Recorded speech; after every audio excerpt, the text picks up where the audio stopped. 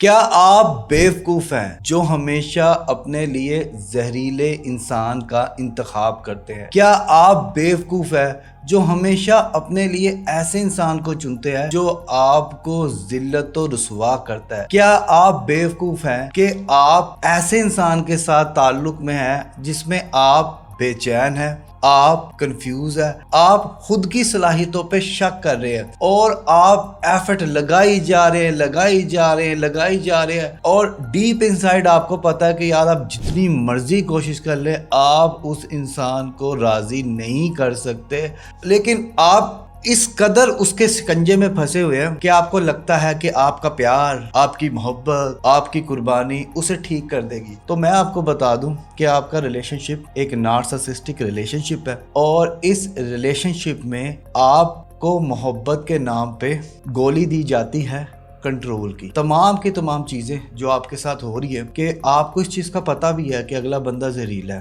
آپ کو پتہ بھی ہے کہ غلط ہو رہا ہے، لیکن پھر بھی آپ اسے چھوڑ نہیں پا رہے، آپ اس سے دور نہیں جا پا رہے، آپ خود کو محفوظ نہیں کر پا رہے، کیونکہ یہ نارسسسٹک سائیکل ہے، اور آج ہم اسی پہ بات کریں گے۔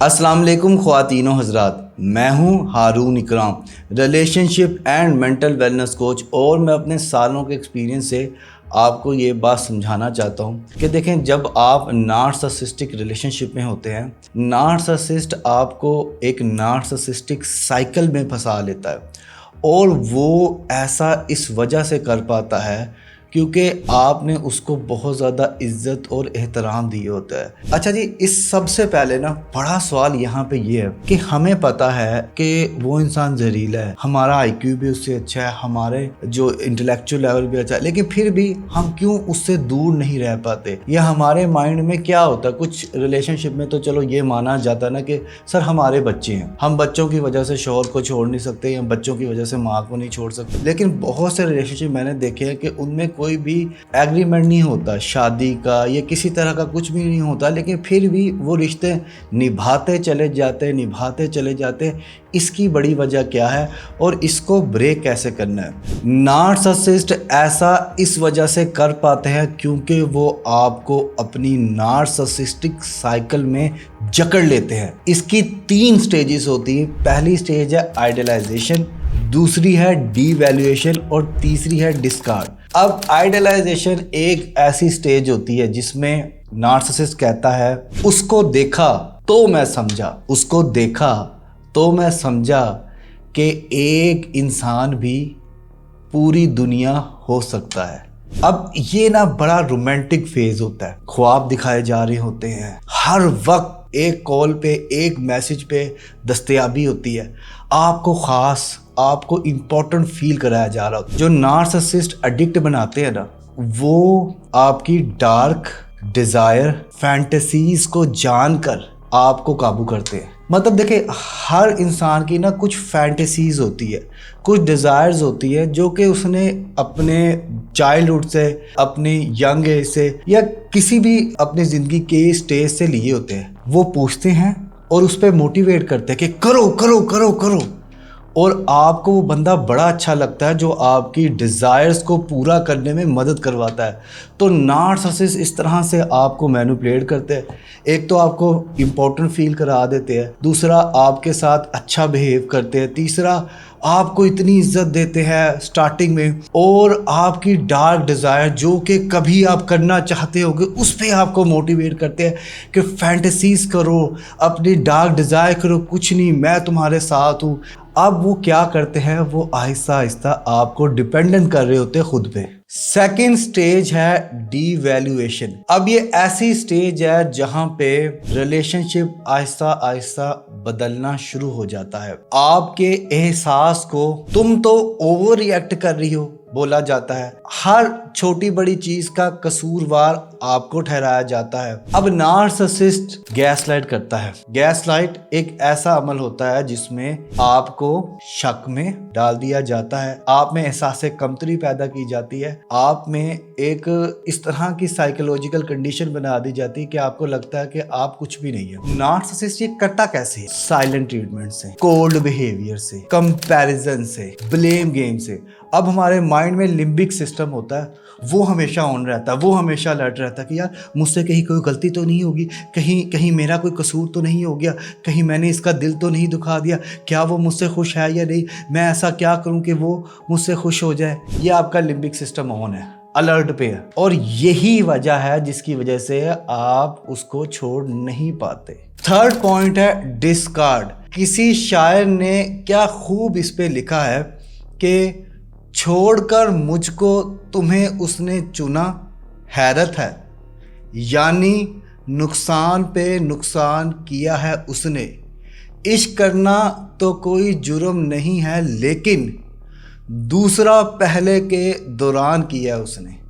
अब ये ऐसी स्टेज है जहाँ पे आप नार्सिसिस्ट से अकाउंटेबिलिटी के सवाल करते हो। आप कहते हो मुझसे शादी कब करोगे, मुझे घर कब लेके दोगे, मुझसे किए गए वादे कब पूरे करोगे, तुम मुझे क्यों गालियां निकालते हो, तुम मुझे क्यों जलील करते हो, तुम मुझे क्यों रुसवा करते हो, तुम मुझसे क्यों कमिटमेंट नहीं करते, तुम क्यों अपने घर वालों से मुझे नहीं मिलाते। अब नार्सिसिस्ट बीइंग अ नार्सिसिस्ट, उसने आपसे इमोशनल, फिजिकल, फाइनेंशियल, सोशल हर तरह के फायदे उठा लिए। अब वो आपसे तंग आ चुका है, अब वो थक चुका है, अक चुका है, इमोशनल एग्जॉस्ट हो चुका है। अब वो ये कहेगा बस हो गया, थक गया हूं मैं, अब मैंने फैसला कर लिया है, मैं तुम्हें छोड़ दूंगा, मैं बहस नहीं करूंगा, मुझे सुकून चाहिए, मैं जा रहा हूं, हमारे बीच में कोई सीरियस कमिटमेंट नहीं थी, मैंने तुम्हारे साथ सिर्फ टाइम पास किया है। और आपकी दुनिया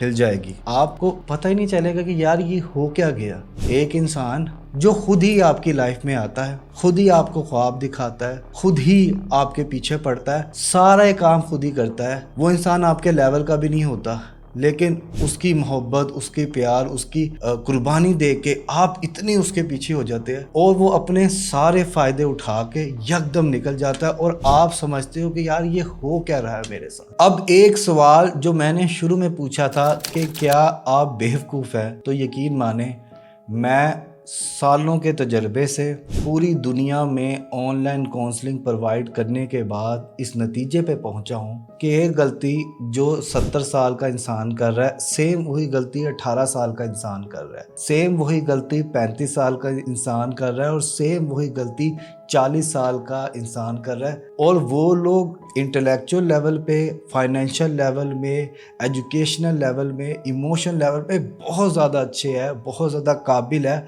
दुनिया उनको सलाम करती है। लेकिन मुझे पता है कि उनकी असल हकीकत क्या है। देखिए, वो तमाम के तमाम लोग नार्सिसिस्ट लोगों के एक साइकोलॉजिकल ट्रैप में आए हुए हैं जिसे कहते हैं इंटरमीडिएट रीइंफोर्समेंट। अब ये क्या होता है, नार्सिसिस्ट कभी प्यार देता है और कभी सजा देता है, कभी डांट देता है तो कभी तारीफ कर देता है, कभी इज्जत देता है तो कभी इग्नोर कर देता है। अब एक सिंपल सी मिसाल से आपको समझाता हूँ। बचपन में आपने कभी इस तरह की गेम्स खेली होगी जिसमें बड़ा प्राइज होता है, आप वो 10 में से 1 दफ़ा वो गेम जीतते हैं, लेकिन 9 दफ़ा आप खेलते रहते इस आस में, इस उम्मीद में कि आप 1 दफ़ा जीतेंगे।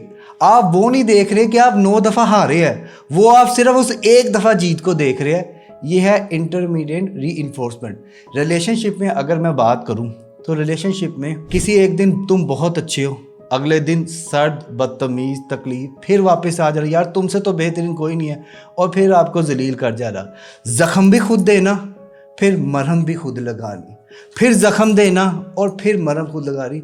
अब इसका आपके दिमाग पे क्या असर होता है, आप सेल्फ रिस्पेक्ट खो देते हैं। आपको लगता है कि आप सब्र कर रहे हैं, ये नेकी है, लेकिन ये नेकी नहीं है, ये आपको थका रही है। आप इस सूरत हाल में ना कंफ्यूज रहते हैं और इस कंफ्यूजन की हालत में आपको किसी से बात करने की ज़रूरत है। अगर आप इन्हीं तरह के मसलों में घिरे हुए हैं, تو آپ کو یقین مانے میری مدد کی ضرورت ہے.